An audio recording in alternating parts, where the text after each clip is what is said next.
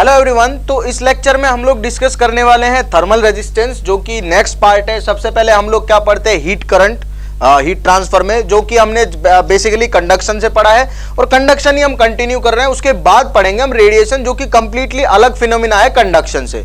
तो thermal resistance क्या होता है, देखो इसको समझने के लिए हम थोड़ा सा रिलेट करेंगे यहां से चीजों को करंट इलेक्ट्रिसिटी से। ठीक है, ये पूरा लेक्चर ये समझ लो कि आपने पढ़ा हुआ है, बिल्कुल एकदम रिवीजन चल रहा है, या फिर ऐसा समझ लो कि रिपीट टेलीकास्ट है सब कुछ जो आपने वहां पढ़ा था करंट इलेक्ट्रिसिटी। वहां पे मैंने रेजिस्टेंस और रेजिस्टिविटी निकालना सिखाया था, यहां पे भी रेजिस्टेंस निकालना है, बस उसे हम वहां पे इलेक्ट्रिकल रेजिस्टेंस बोल रहे थे, यहां पे थर्मल रेजिस्टेंस बोलेंगे। ठीक है, तो मान लो कि अपने पास में कोई इस तरह की रॉड है, ठीक, इस तरह की रॉड है जिसका कंडक्टिविटी जो है वो K है, लेंथ इसकी L है और क्रॉस सेक्शन का जो एरिया है जिसके परपेंडिकुलर इस तरह से जा रही है ना करंट, बह के जा रही है, वो क्रॉस सेक्शन एरिया A है और ये टेम्परेचर T1 है, ये T2 है। ठीक है, ये T हायर है, ये T लोअर है, जो भी है। ठीक है, जहां भी इसको हायर मान रहे तो ऐसे करंट जा रही है, ऑब्वियसली ये हायर ही होगा। ठीक, तो हमें बोला जाता है, हमने ये सीखा है, ये पढ़ा है हमने कि करंट जो होती है वो होती है KA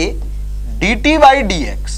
ठीक है, dt बाई dx। अब क्योंकि मैं इसमें बहने वाली करंट लिखता हूं, dt बाई dl लिखना पड़ेगा मुझे, सॉरी L लिखना पड़ेगा। अगर मैं किसी एक एलिमेंट पे करंट लिखता तो dt बाई dx लिखता। मैं तो इस रॉड की बात कर रहा हूं, तो टेम्परेचर डिफरेंस इसके अक्रॉस जो है डिवाइडेड बाय L, ये लिखूंगा। तो dt को मैं लिख सकता हूं, dt को चलो मैं डेल्टा t लिख देता हूं। ठीक है, यहां पे डेल्टा t लिख लेते हैं। ठीक है, क्योंकि मैं छोटे से पोर्शन की बात नहीं कर रहा हूं, मैं इसके पूरे के अक्रॉस टेम्परेचर डिफरेंस की बात कर रहा हूं, T1 माइनस T2 यानी कि डेल्टा टी। तो भाई डेल्टा टी को अपन लिख सकते हैं I into L upon KA, ये लिख सकता हूं, बिल्कुल लिख सकता हूं। अब इसको थोड़ा सा कंपेयर करने की कोशिश करो delta V is equals to IR के साथ में। अगर इसको कंपेयर करोगे, ये इलेक्ट्रिक पोटेंशियल था, ये टेम्परेचर डिफरेंस है। ठीक है, और रीजन सेम है, उसकी वजह से भी करंट बह रही थी, इसकी वजह से भी करंट बह रही है, इसकी वजह से इलेक्ट्रिक करंट बह रही थी, इसकी वजह से हीट करंट बह रही है।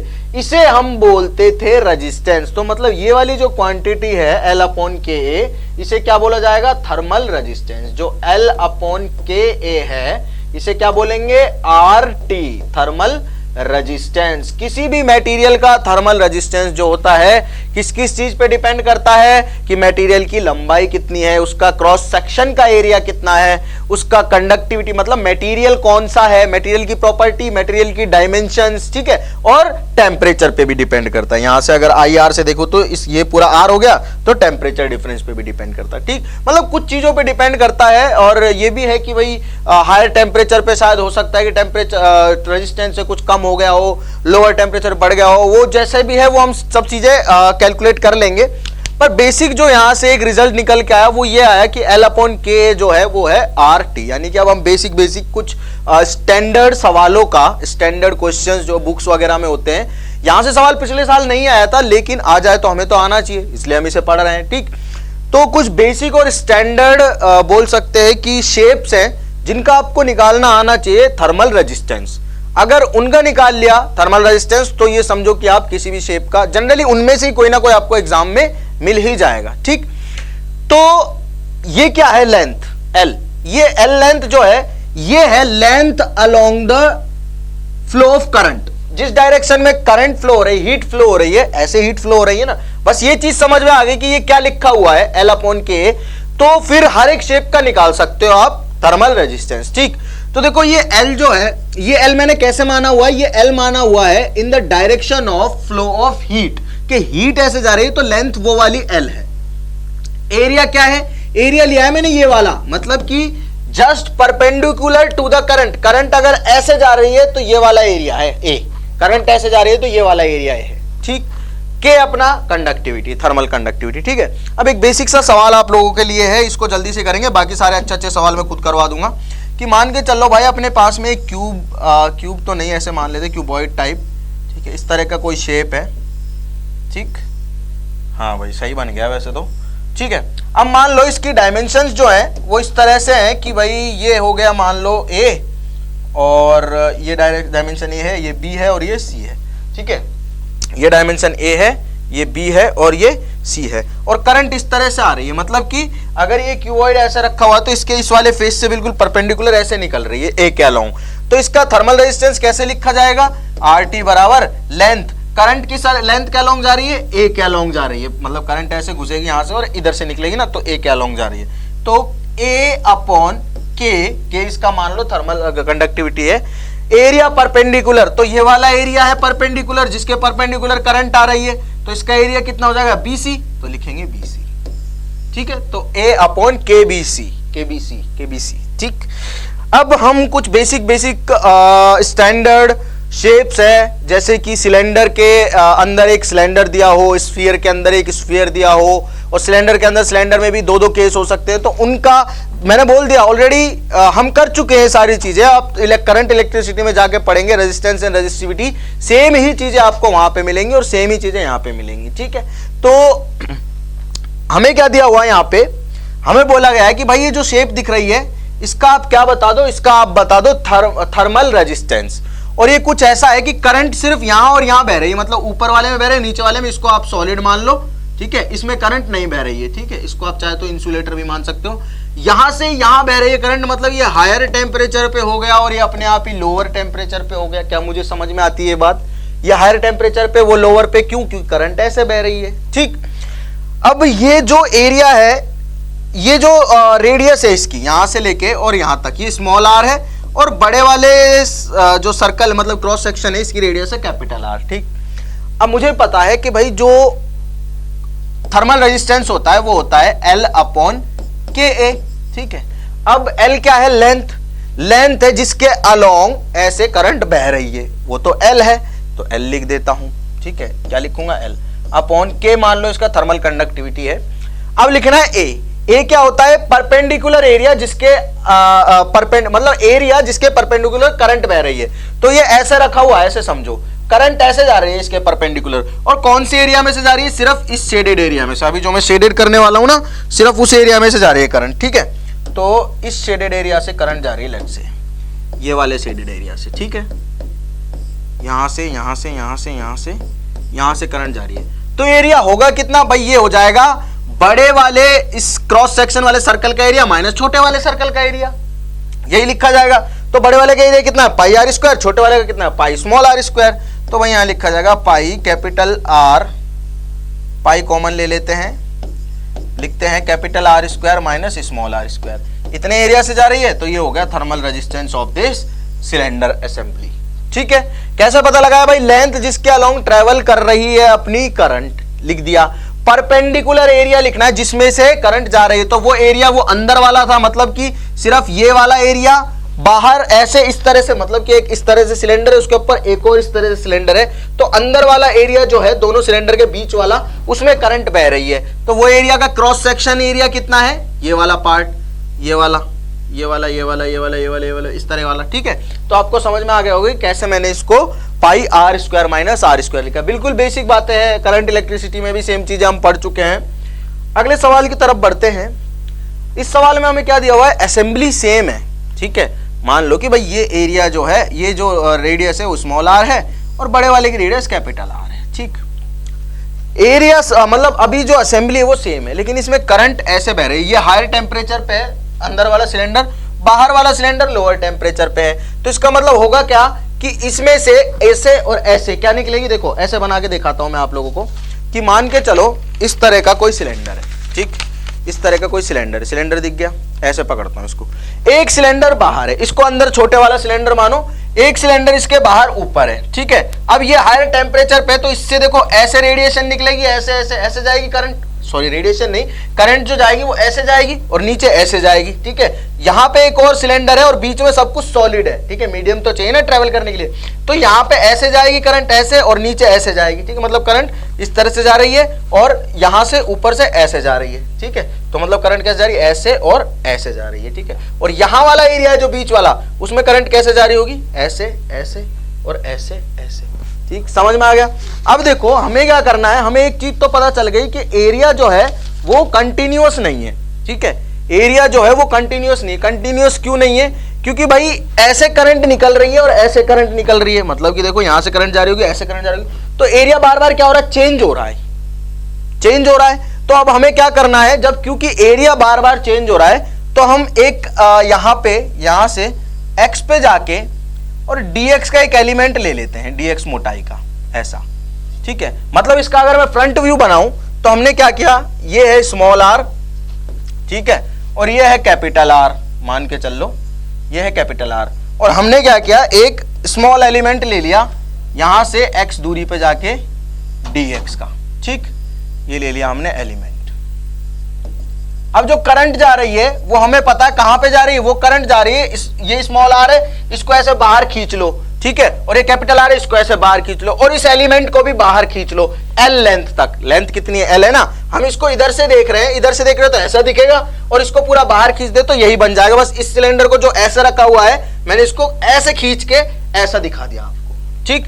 तो इसका मतलब क्या है कि जो करंट फ्लो कर रही है वो तो भाई एलिमेंट में x दूरी में ट्रेवल कर रही है करंट, मतलब करंट कितनी लेंथ में बह रही है, करंट बह रही है x लेंथ में, क्योंकि करंट तो देखो इसमें से निकल के कैसे जा रही है, ऐसे जा रही है, ठीक। करंट कितनी लेंथ में बह रही है, x लेंथ में, ठीक। अब सॉरी ये dx है, ये dx है, x तो यहां से इसकी दूरी है, x दूरी पे dx एलिमेंट माना हुआ है, तो करंट तो इस dx में ही जा रही है, चारों डायरेक्शन में dx में ही जा रही है, ठीक है। तो dx में जा रही है तो भाई लेंथ हो गई dx, तो rt जो होगा, सॉरी drt, इस छोटे से एलिमेंट का अगर मैं थर्मल रेजिस्टेंस निकाल दूं और उसको स्मॉल r से कैपिटल R तक क्या कर दूं, इंटीग्रेट कर दूं, तो मुझे पता चल जाएगा भाई ये बीच वाला पार्ट जो है इसका थर्मल रेजिस्टेंस कितना है, ठीक है, मुझे वही निकालना है। लेकिन क्या हो रहा है यहाँ पे, जो करंट है, जो हीट है, वो इस तरह से नॉन यूनिफॉर्मली डिस्ट्रीब्यूट हो रही है, जिसकी वजह से एरिया चेंज हो रहा है। एरिया चेंज हो रहा है तो मैं डायरेक्ट इसमें लिख नहीं सकता, तो मैंने एक एलिमेंट माना, तो मुझे पता चला कि हीट जो जा रही है वो अलोंग dx जा रही है, dx का माना है ना, तो देखो अलोंग dx जा रही है हीट ऊपर ऐसे, तो dx तो लेंथ हो गई, ठीक है, अपॉन k, एरिया कितना हो गया, एरिया देखो कितना हो जाएगा, एरिया हो जाएगा पूरे एरिया में से जिसमें से करंट जा रही है उसके परपेंडिकुलर लिखना है मुझे, तो करंट ऐसे जा रही है, ये तो इस पार्ट से जा रही है, इसको आगे तक खींच लो L लेंथ तक, तो सारे पार्ट से ऐसे ऐसे ऐसे ऐसे ऐसे नीचे ऊपर ऐसे करंट जा रही है,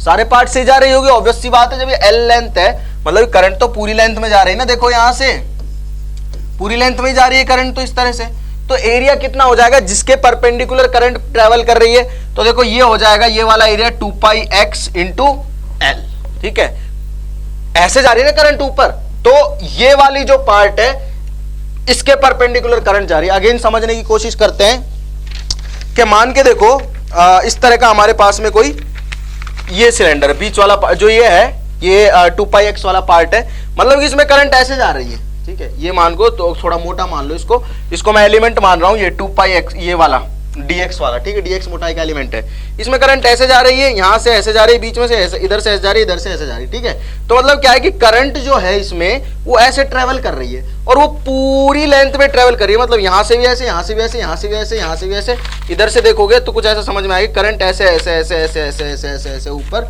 और नीचे नीचे नीचे नीचे इस तरह से ट्रेवल कर रही है, ठीक है। तो कितने एरिया में जा रही है, करंट जा रही है ऐसे, तो परपेंडिकुलर एरिया तो यही हो गया ना भाई, ये जो पूरा इसका ये वाला पार्ट है, ये वाला पार्ट है, यही तो परपेंडिकुलर एरिया है, समझ में आया। यानी कि अगर मैं इसको बाहर खींच दूं तो आपको समझ में आएगा कि भाई अगर इसको मैं बाहर खींच दूं इस तरह से, तो पूरे एरिया में ऐसे ऐसे ऐसे ऐसे करंट जा रही है, तो कितने एरिया में जा रही है, करंट तो ऊपर जा रही है, तो परपेंडिकुलर एरिया तो यही हो गया, करंट तो ऊपर नीचे इधर जा रही है ना, तो परपेंडिकुलर एरिया तो यही हो गया ना, ये पूरा परपेंडिकुलर एरिया है बाहर तक, तो ये एरिया कितना होगा 2πx dx, 2πx into L, sorry not dx, L, क्योंकि L लेंथ में जा रही है, ठीक है।